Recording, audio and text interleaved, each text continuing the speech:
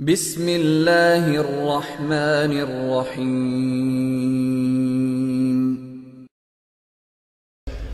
اب میں دعوت خطاب دے رہا ہوں ہمارے ملک کے مشہور مناظر اہل سنت والجماعت جنگ کی سرزمین سے تشریف لانے والے حضرت مولانا ابو ایوب قادری دامت برکاتہ نحمده ونصلي ونسلم على رسوله الكريم أما بعد فأعوذ بالله من الشيطان الرجيم بسم الله الرحمن الرحيم إن الله لا يغفر أن يشرك به ويغفر ما دون ذلك لمن يشاء صدق الله العظيم اللهم صل وسلم على حبيبك سيدنا ومولانا محمد مبارك وسلم سامعین گرامی قدر،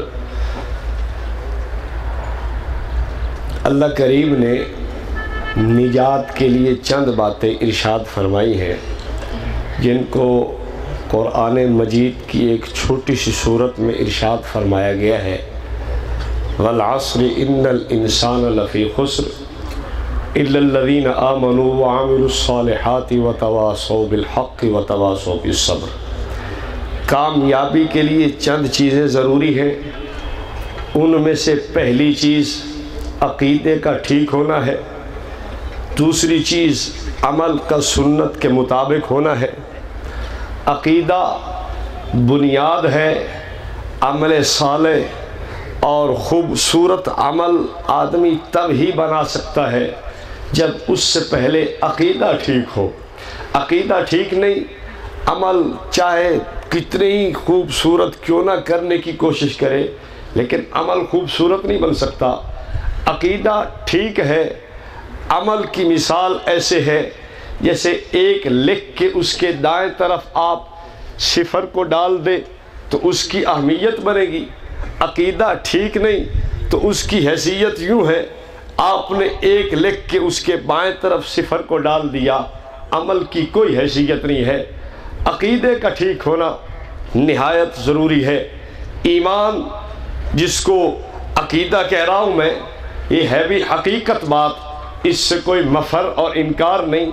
عقیدہ ٹھیک ہے، عمل بھی ٹھیک ہو جائے گا۔ اگر عقیدہ ہی ٹھیک نہیں تو عمل بالکل ہی ٹھیک نہیں بن سکتا۔ عقیدوں میں بنیادی عقیدہ توحید کا عقیدہ ہے۔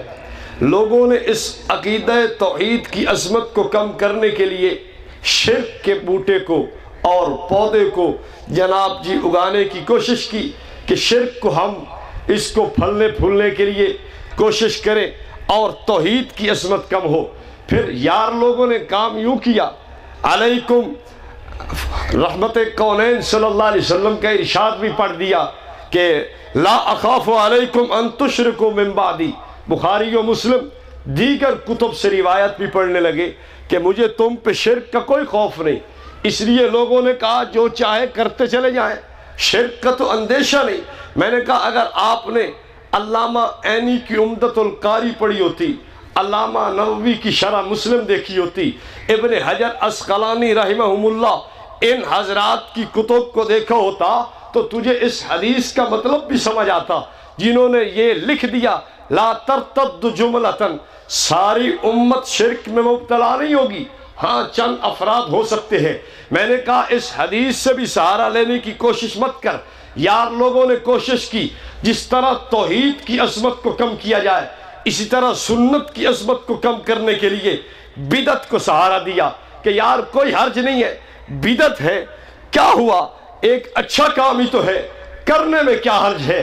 میں نے کہا اپنی طرف سے میں کچھ نہیں کہتا، لیکن صحابی جلیل سیدنا عبداللہ ابن عمر رضی اللہ تعالی عنہما ارشاد گرامی ان کا نقل ضرور کرنا چاہتا ہوں۔ محدث ابو شامہ نے اپنی کتاب الباعث کے صفحہ 70 پہ یہ قول نقل کیا ہے۔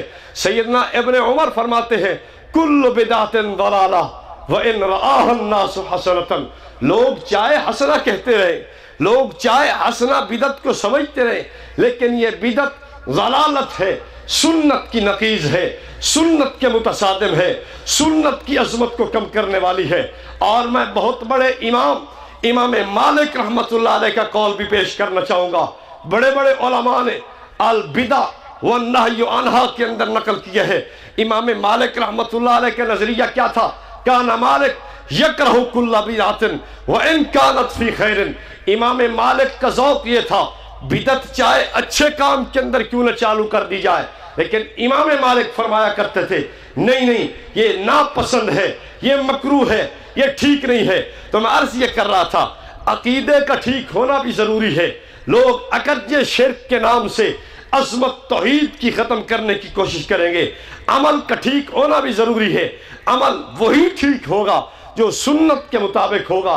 लोग अगरचे बिदात के नाम से सुन्नत की अज़मत को भी कम करने की कोशिश करेंगे, लेकिन हमारी जमात इत्तिहाद अहले सुन्नत वल जमात का मंशूर और दस्तूर है कि हम तौहीद की अज़मत को भी बाला रखने की कोशिश और हिम्मत करेंगे और सुन्नत की अज़मत को भी दुनिया के अंदर फैलाने की कोशिश करेंगे। अल्लाह करीम हम सबको अमल की तौफीक बख्शे।